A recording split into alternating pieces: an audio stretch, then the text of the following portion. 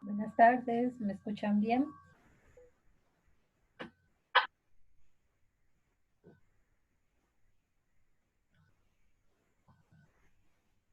¿Cómo están? Buenas tardes.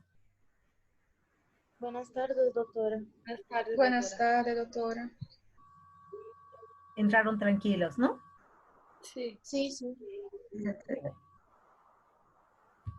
Vamos a esperar unos 2 minutitos y iniciamos. Ok.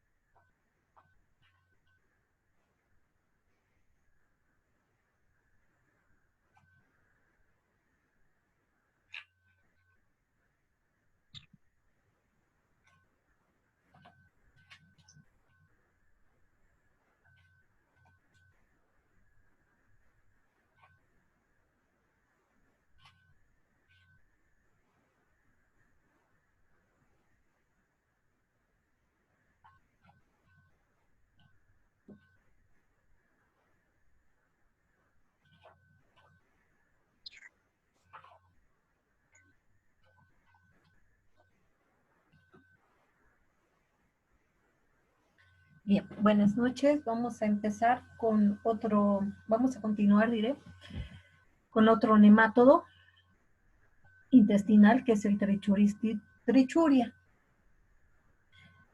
Este parásito algunas veces puede estar como comensal, principalmente cuando se encuentra en pequeña cantidad a nivel del intestino grueso, pero puede producir sintomatología y patología principalmente en niños con deficiencias nutricionales, ¿no? Y además cuando este parásito se encuentra en gran cantidad. En cuanto a la biología, este es un nemátodo blanquecino que tiene la característica de presentar la porción anterior bien delgada y la porción posterior mucho más gruesa. Y ahí lleva su nombre de trico, que quiere decir pelo, por la parte más delgada que observamos acá. Al igual que todos los nemátodos, nosotros con solo ver a los ejemplares adultos podemos saber cuál es una hembra y cuál es un macho. Ya les había indicado que las hembras tienen los dos extremos rectos y el macho tiene el extremo posterior enroscado ventralmente. Por lo tanto, este es el macho y este vendrá siendo la hembra. Más o menos estos parásitos miden entre 3 a 5 centímetros, siendo la hembra más grande. Sabemos que es porque tiene el aparato reproductor bastante desarrollado. Entonces va a medir entre 35 a 50 milímetros y los machos mucho más pequeñitos, entre 20 a 25 milímetros. Como les decía, las 3/5 partes anteriores son mucho más delgadas, van engrosando la parte posterior. La característica que presentan es que en la porción anterior tiene un orificio bucal y este orificio bucal tiene una pequeña lanceta. ¿Por qué tiene la lanceta? Porque los tricocéfalos o los trichuris tienen la característica de ser parásitos hematófagos, es decir, que se alimentan de sangre, ¿no? Estos van a absorber más o menos 0.05 ml de sangre día cada uno, ¿no? Entonces, mientras más parásitos hay, obviamente el daño que van a producir en el paciente es mayor. Los huevos que ponen estos parásitos son muy característicos, ¿no? Tienen doble membrana, doble envoltura, como vemos acá, una capa externa, una capa interna. Y la característica que presentan es que en los polos tienen unos tapones mucosos, ¿no? Estos que observamos acá, que le dan el aspecto de un tonelito o de un limón. Estos cuando salen, cuando son puestos por las hembras, salen en la materia fecal y son no embrionados, ¿no? Entonces estos necesitan caer a la tierra para poder larvarse o madurar. Es decir, que cuando son puestos por las hembras y salen en la materia fecal, no son directamente infectantes. Necesitan caer a la tierra y que la tierra tenga las características que habíamos mencionado para Ascaris, es decir, temperatura elevada, porcentaje de humedad elevado y que la tierra sea arcillosa para que estos huevitos se larven o maduren. Cuando el huevo ya larvado o maduro ingresa a través de la boca, estos tapones se rompen, estos de acá, y por estos extremos es que sale la larva que se va a transformar luego en un parásito adulto. En condiciones óptimas de 25 y 30 grados y con alto porcentaje de humedad es lo que estos van a tranquilamente madurar o larvarse. Pero cuando la temperatura es más alta, cuando alcanza los 50 grados, entonces son letales y estos ya no llegan a desarrollar las larvas y ya no se hacen infectantes. Y por debajo de los 10 grados se detiene su desarrollo. El potencial biótico, es decir, la cantidad de huevos que pone cada hembra, es de 3.000 a 10.000 huevos por día. Mucho menos que lo que ponían los Ascaris, ¿verdad? Que era de 200.000 a 250.000. Este es menor. Pero la longevidad, es decir, el tiempo que pueden estar dentro de un huésped, es de 7 a 10 años. Entonces van a poder estar mucho tiempo dentro del huésped y como están tanto tiempo y además enhebrados a nivel de la mucosa del intestino, entonces es muy difícil observar a los parásitos adultos.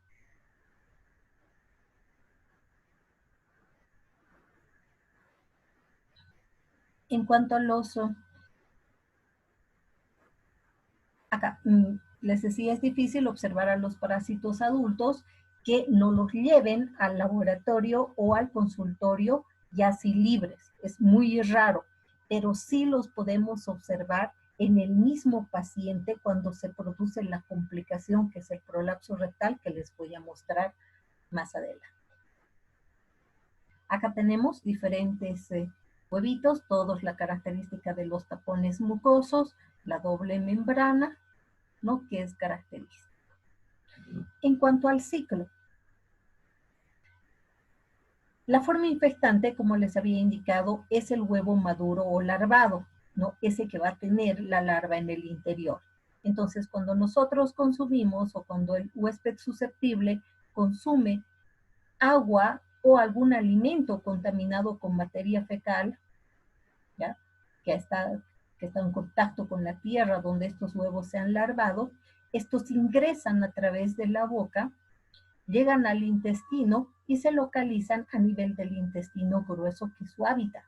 Cuando llegan al intestino, les decía que estos tapones se rompen y aquí por acá dejan salir a la larva. Entonces, esa larva ya en el intestino se transforma en parásitos maduros. Algunos se transforman en hembras y otros en machos.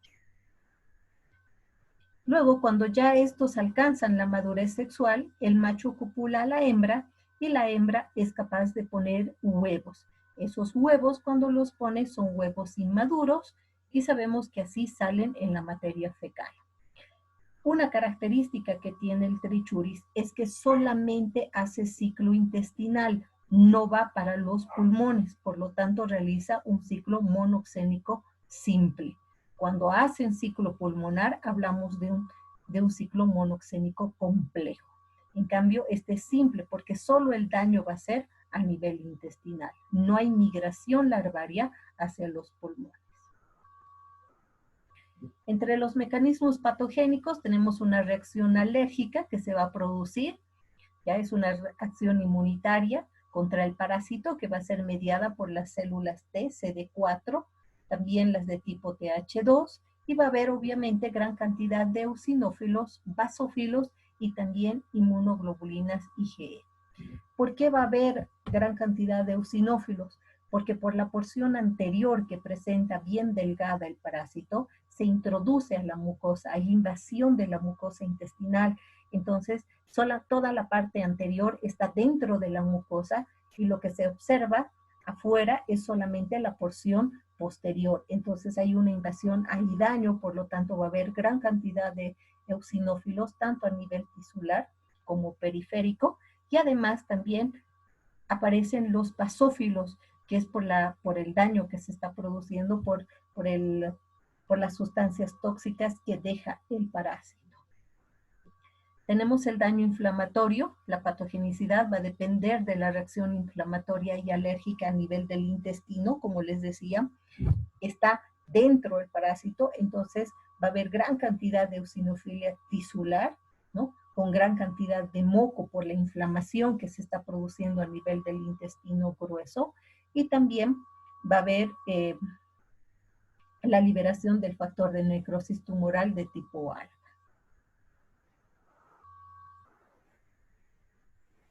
En cuanto a la patología, va a depender la patología de la cantidad de la carga parasitaria.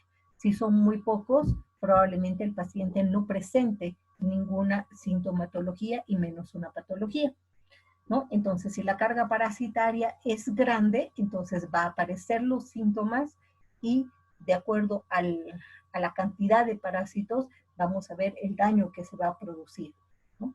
Entonces, se han observado, por ejemplo, retardo de crecimiento en niños con desnutrición, en niños desnutridos, ¿no? Con una infección crónica. También tenemos la acción traumática o infecciosa, y esa acción traumática o infecciosa es la que les explicaba, porque el parásito invade la mucosa y toda la parte que es más delgada, toda la porción anterior está dentro de la mucosa, ¿no? Y les dije que en la porción anterior además tiene una lanceta. Con esa lanceta produce daño a nivel de la mucosa, ¿ya? ¿Para qué? Para poder ir succionando toda la cantidad de sangre que requiere para alimentarse. Entonces, esta acción hematófaga, como les dije, es un parásito hematófago que se alimenta de sangre, ¿ya? Se ha logrado demostrar cuando se han hecho estudios con cromo 51 y se ha llegado a determinar que cada gusano, como les decía anteriormente, ingiere 0.05 ml de sangre al día, cada gusano, ya sean hembras o machos. Ahora también hay una acción tóxico-alérgica, sabemos que siempre están presentes todas las parasitosis, la acción exfoliatriz, que es la sustracción de nutrientes, en este caso la sustracción de sangre del huésped, y también la acción tóxica, ¿verdad? Por los productos de desasimilación y de desecho que dejan. Pero además vamos a tener aquí una acción tóxico-alérgica. ¿Por qué? Porque cuando el organismo detecta la presencia de un agente extraño, pues los eosinófilos van a tratar de degranular primero las larvas que se van a liberar de los huevos, y entonces va a haber gran cantidad de eosinófilos y también van a haber cristales de Charcot-Leyden, que ya les decía que estos cristales no son otra cosa que eosinófilos destruidos que al aglomerarse, al colocarse en gran cantidad alrededor de la larva, pues algunos se destruyen y se producen o se forman los cristales de Charcot-Leyden. Entonces, una de las complicaciones que vamos a observar va a ser el prolapso rectal. Acá volviendo a la patología, entonces la primera patología que vamos a observar va a ser la acción traumática o infecciosa, ¿verdad? Por lo que el parásito está invadiendo la mucosa del intestino. Como se está alimentando de sangre, la otra patología que vamos a observar es la anemia que va a presentar el paciente, ¿no? Ahora, cuando la cantidad de parásitos es grande, ¿ya? ¿Qué se produce? Se produce el prolapso rectal.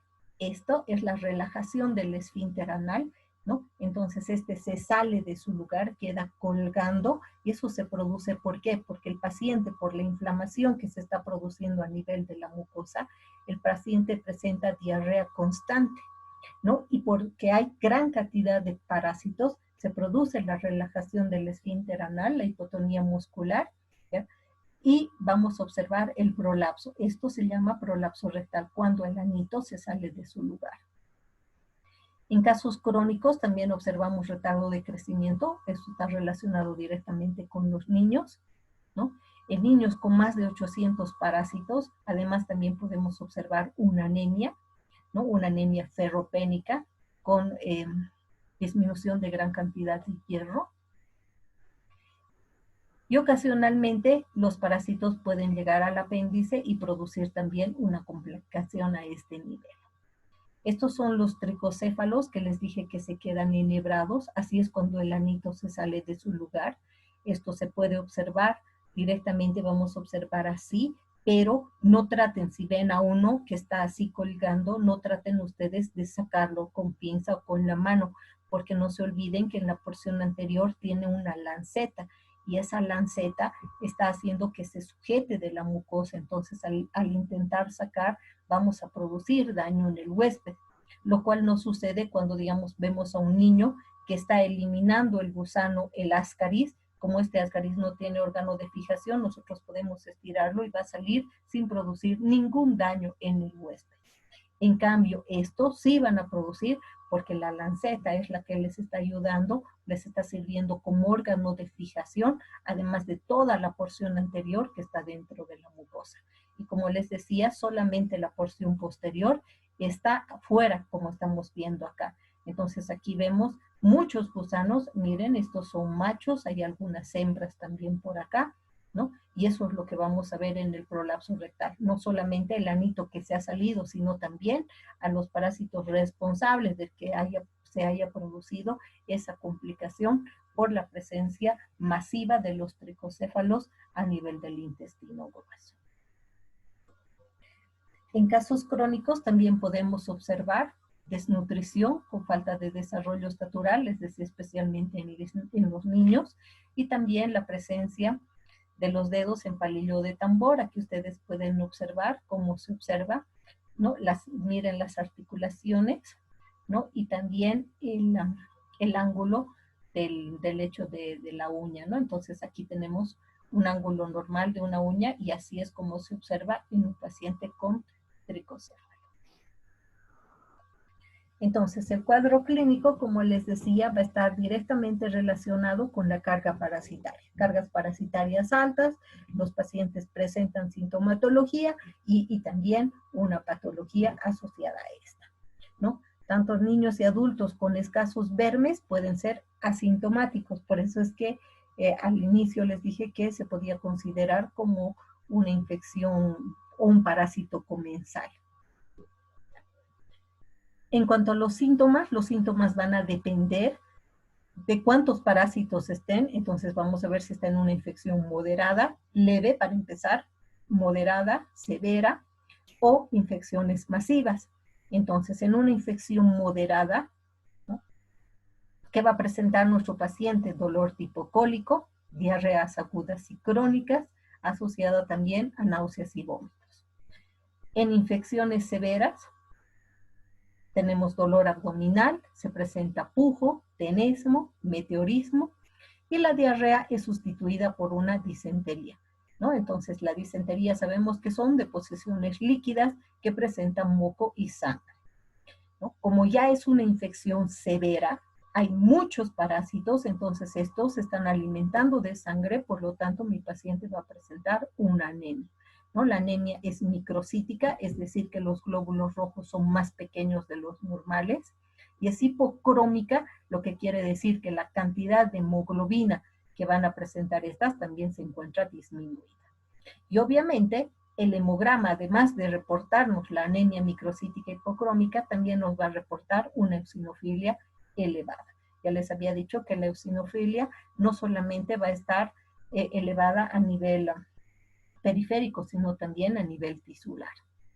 Y en las infecciones masivas se va a presentar el prolapso rectal, que es la relajación del esfínter, y observamos que el anito sale de su lugar, ¿no? Pero para que un paciente llegue a esto, tiene que haber pasado por todo esto, ¿verdad? Entonces eso es importante tomar en cuenta. No vamos a tener una infección masiva donde solo hay prolapso rectal, sino para que el paciente haya llegado a presentar un prolapso rectal, previamente tiene que haber pasado todo esto. Entonces, primeramente haber tenido solo diarrea, luego ya deposiciones líquidas con moco y sangre, ya presentar palidez por la anemia que está presentando por la cantidad de parásitos que están en su organismo.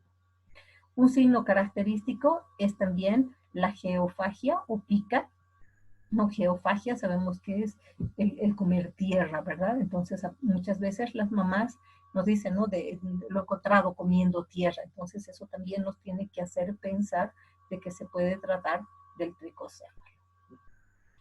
Algo que es muy importante es siempre saber diferenciar de lo que es la patología, la sintomatología, ¿no? Los signos que van a estar presentando y las complicaciones que se podrían presentar. Entonces acá tenemos los síntomas que va a presentar nuestro paciente con tricocéfalo, es dolor abdominal, ¿verdad? Además que habíamos visto también, además del dolor abdominal, el pujo, el tenesmo, ¿verdad? Aquí tenemos los signos, palidez debido a la anemia, ¿no? Tenemos la diarrea que va a presentar, que luego va a estar, se va a sustituir por una disentería, el tenesmo también que se va a presentar. Y entre las complicaciones puede ser una apendicitis, el prolapso rectal, ¿no? Y todo lo que estamos observando acá, ¿no? Una desnutrición, dedos en palillo de tambor, que ya serían complicaciones que observaríamos. Y en las patologías, ¿no? Primeramente la inflamación a nivel de la mucosa intestinal, y eso va a llevar recién a una anemia. En cuanto al diagnóstico, es importante hacer un diagnóstico clínico diferencial, ¿no? ¿Por qué clínico diferencial? Porque los síntomas y signos que hemos visto se pueden presentar también en amebas, en Balantidium, y también puede ser producido por bacterias en el caso de una disentería bacilar. Entonces nosotros tenemos que pensar en un examen que nos ayude a diferenciar a estos, ¿no? Es decir, si es ameba, Balantidium, o si se trata de trichures. Entonces, ¿qué examen para realizar este diagnóstico diferencial vamos a escoger? El coproparasitológico. Algo que es muy importante, cuando yo pongo clínico diferencial, este no es un examen de diagnóstico. El clínico diferencial me está diciendo que existen otras parasitosis que tienen síntomas y signos muy parecidos a los que está presentando a los que puede presentar un paciente con trichures. Entonces tengo que pedir un examen que me permita hacer la diferencia y saber de cuál se trata para hacer un tratamiento adecuado. Entonces, ¿cuál va a ser ese examen que me va a permitir diferenciar amebas, a Balantidium, o saber si es un bacilo o si se trata del trichures? Es el coproparasitológico. Y lo ideal es utilizar o solicitar exámenes parasitológicos por enriquecimiento o por concentración. Entonces sabemos que el examen coproparasitológico es un examen directo que me va a permitir ver al parásito, ¿verdad? En este caso de Trichuris tendría que observar a los huevos, ¿no? Y si hablamos de una técnica por concentraciones que tengo que pedir, yo así, examen coproparasitológico por concentración, para que en el laboratorio realicen una técnica de Willis, Ricci, la que sea más adecuada para poder observar a los parásitos.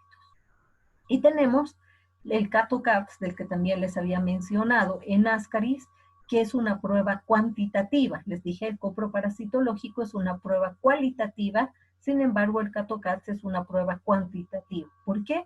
Porque me va a reportar el número de huevos por gramo de heces, ¿no? Entonces, una infección leve me va a ser cuando cuando el bioquímico nos reporte menor a 5,000 huevos por gramo de heces. Si nos reporta de 5,000 a 10,000, entonces el paciente estaría en una infección intermedia. Y si es mayor a 10,000, estaría en una infección masiva. Y esto les dije que nos permitía que determinar la cantidad de parásitos adultos que están dentro el huésped. Entonces, un recuento de 1,000 huevos por gramo de heces equivale a 5 parásitos en el colon, ¿no? Entonces, eso es muy importante determinar.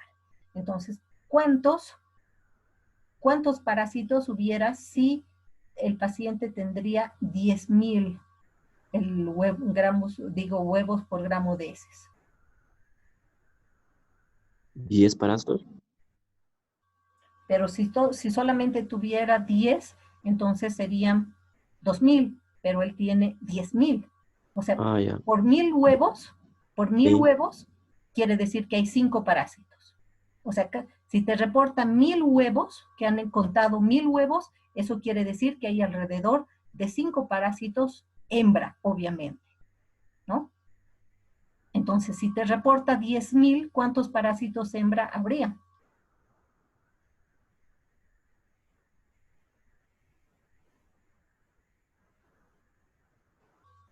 50, ¿no? 50, exactamente, 50. ¿Ya? Entonces, podemos realizar esos dos exámenes, el coproparasitológico y el CAT-OCATS. Y este CAT-OCATS es muy utilizado en tricocéfalo justamente para saber la cantidad de parásitos que hay y para saber si está en una infección leve, intermedia o masiva.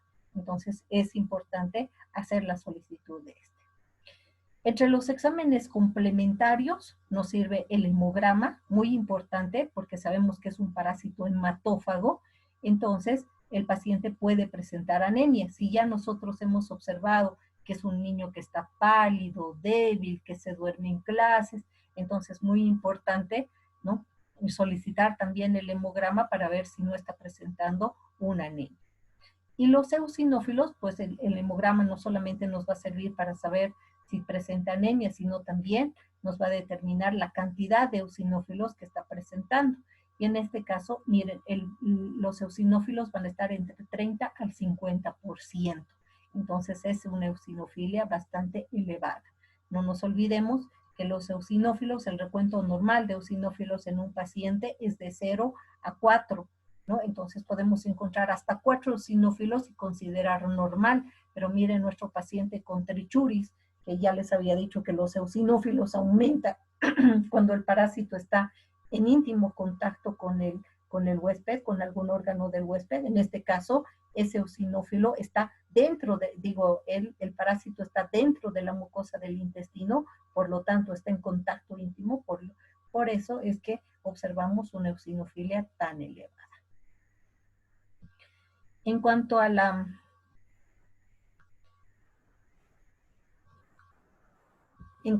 a otros exámenes, también se puede pedir algunos exámenes de imagen, como una rectoscopía, como se encuentra a nivel del intestino grueso, siempre y cuando no haya el prolapso rectal, porque si hay prolapso rectal ya no necesitamos, ¿no?, pedir nada de imagenología, porque nosotros vamos a observar directamente cómo el anito se ha salido y ahí vamos a poder ver a los gusanos, ¿no?, toda la porción posterior del gusano.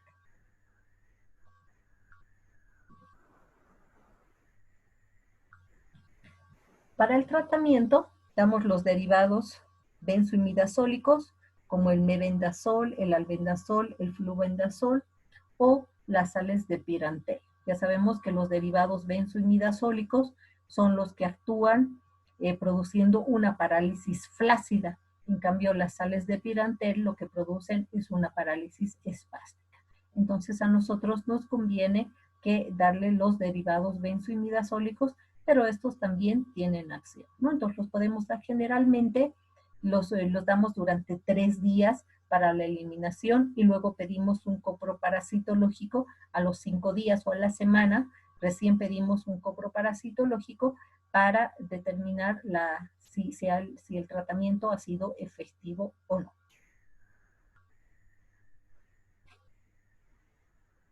¿Tienen alguna pregunta? Eso es todo con relación a trichuris. Sí, doctora. Tengo, acho que, 2 perguntas. Las mujeres que están embarazadas, ¿pueden tomar estas medicaciones?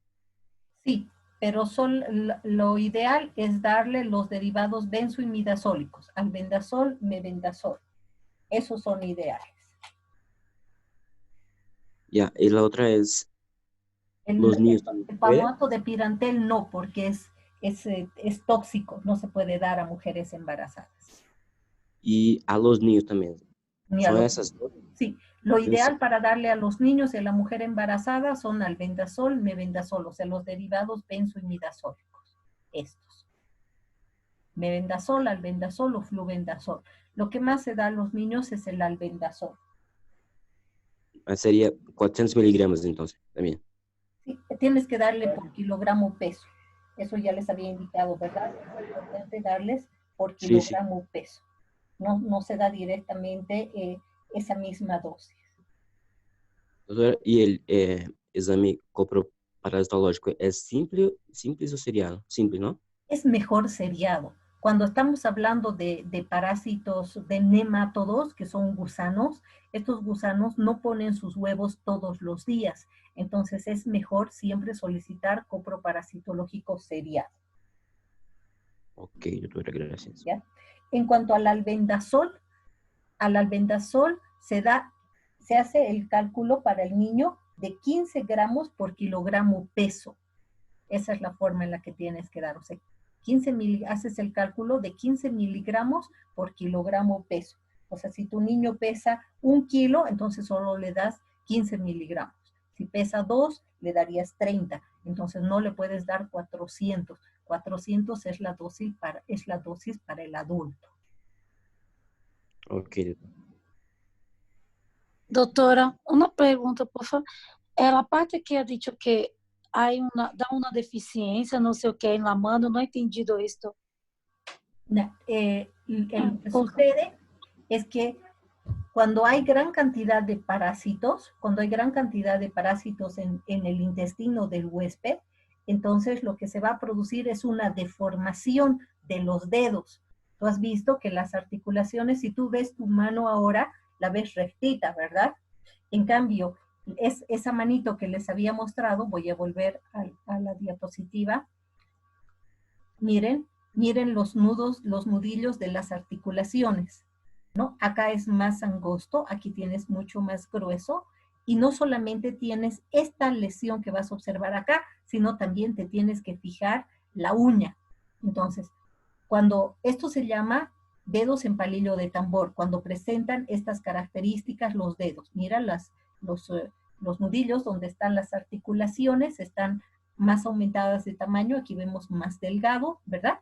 Te das cuenta de acá de la figura, y además tienes que observar acá, ¿no? Cómo está la uña, ¿no? Entonces, el ángulo normal de la uña tiene que ser así, pero en el caso de un paciente con trichuris, vas a tener un ángulo distorsionado en el lecho de la uña. Y esa es otra característica que tienes que observar, fijarte esas características, y además la misma mamá te va a decir, mira cómo se han puesto sus manitos, entonces ahí te fijas, y esto se presenta solamente en casos crónicos. Es probable que tu paciente, además del prolapso rectal, presente estas alteraciones en las manitos, ¿no? De los dedos en palillo de tambor. Y obviamente vas a tener a un niño con bajo peso, que va a estar más pequeñito de lo normal. Cuando la enfermera lo pese, lo mida para pasarte los datos de ese niño, tú vas a ver que estos datos no van a estar de acuerdo a la edad del paciente, sino van a estar por debajo de lo normal, ¿no? Que ese niño tendría que estar pesando una determinada cantidad y va a estar menor. Lo mismo va a suceder con la talla, ¿no? Y además va a estar presentando desnutrición, entonces tú vas a ver que va a estar el niño mucho más delgadito y como te decía, ¿no? Que se va a dormir, no va a prestar mucha atención, vas a ver palidez en él, porque además se va a estar presentando también la anemia. Porque el caso crónico se va a presentar cuando ya ha presentado una fase aguda y la cantidad de parásitos que estén sea grande.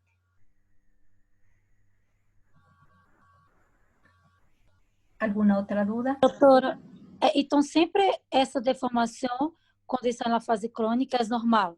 Assim, sempre vai atender essa deformação na mano?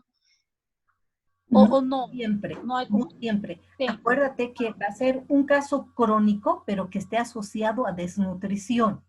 O sea, un niño desnutrido va a presentar esas lesiones. Tú puedes tener un paciente, por ejemplo, un paciente adulto o un paciente, por decirte, de un adolescente de unos 15, 16 años, que no esté desnutrido, pero esté en una fase crónica y te haya llegado con un prolapso rectal, que no necesariamente va a presentar este problema de los dedos en palillo de tambor, ¿me entiendes? O sea, si es en casos crónicos asociados a una desnutrición, entonces vas a observar, además del prolapso, esta deformación en los dedos. Y adultos también, ¿eh? No solo niños. Claro, si está desnutrido, claro que sí, tanto adolescente, adulto, pero asociado a una desnutrición, ¿no? Entonces, ahí, ¿qué sucede? Como está desnutrido, entonces el parásito aprovecha, produce mayor daño, incluso ves esta patología, además, ¿no? Que se esté presentando. Una patología, ¿no? Ya, está bien, muchas gracias, doctora. ¿Alguna otra duda? Doctora, esta patología sería la única con prolapso rectal. ¿El único parásito que produce prolapso rectal? Sí. ¿Esa es tu pregunta? Sí. Es el único parásito que va a producir prolapso rectal. Pero también puedes tener pacientes que presenten prolapso rectal, por ejemplo, cuando tienen mucha diarrea, ya sea por otra patología, o cuando son estreñidos y hacen mucho esfuerzo para eliminar la materia fecal. Entonces, en esos casos también hay un prolapso, ¿ya? Pero producido por un parásito solamente por trichures. Pero vas a tener otros casos de prolapso por otra patología, por otro tipo de patología. Okay. Que se pueden presentar. Yo vi un paciente que era muy, muy estreñido, o sea, realmente le costaba hartísimo el poder defecar y cuando defecaba, pues las heces eran durísimas. Entonces ese paciente presentó prolapso, se salió su anito y le hicieron una serie de tratamientos, le pusieron incluso alrededor como una especie de cintitas, o sea, volvieron al lugar, hicieron el tratamiento, volvieron al lugar y le colocaban unas cintitas para que no salga. Y baños de asiento con manzanilla, que le ayudó bastante a desinflamar, ¿no? Pero puede ser asociado ya a otra patología. Pero cuando es parásito, solo trichures. Okay. Ya se va a acabar. Como siempre, los vuelvo a invitar para la segunda parte. Está bien, doctora, gracias. Gracias.